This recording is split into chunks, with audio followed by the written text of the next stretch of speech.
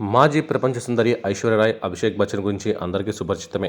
2007లో ప్రేమించి పెద్దలను ఒప్పించి మరీ గ్రాండ్గా పెళ్లి చేసుకున్నారు. వీరిద్దరికీ ఒక కూతురు కూడా ఉంది. అయితే గత కొద్ది కాలంగా ఐశ్వర్య, అభిషేక్ విడాకులు తీసుకోబోతున్నారంటూ వార్తలు వైరల్ అవుతున్నాయి. గతంలో ఐశ్వర్య రాయ్ తన కూతురితో కలిసి 50వ పుట్టినరోజు వేడుకను జరుపుకుంది. ఆ సమయంలో కేవలం ఆమె తన తల్లి, కుమార్తెతో మాత్రమే ఉన్నారు. దీంతో అంతా విడాకులు నిజమేనని చర్చించుకున్నారు.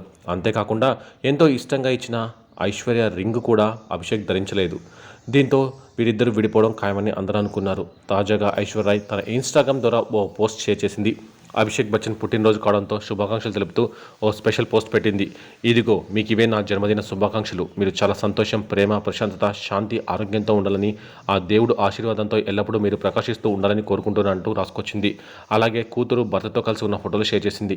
ఐశ్వర్య రాయ్ పోస్ట్ చేసిన ప్రతి ఒక్కరు కూడా ఈ ఒక్క పోస్ట్తో ఆమె విడాకుల వార్తలకు ఇలా చెక్ పెట్టిందని కామెంట్లు చేస్తున్నారు. మరి దీంతో అయినా రూమర్స్ ఆగిపోతాయా లేదా అనేది చూడాల్సి ఉంది.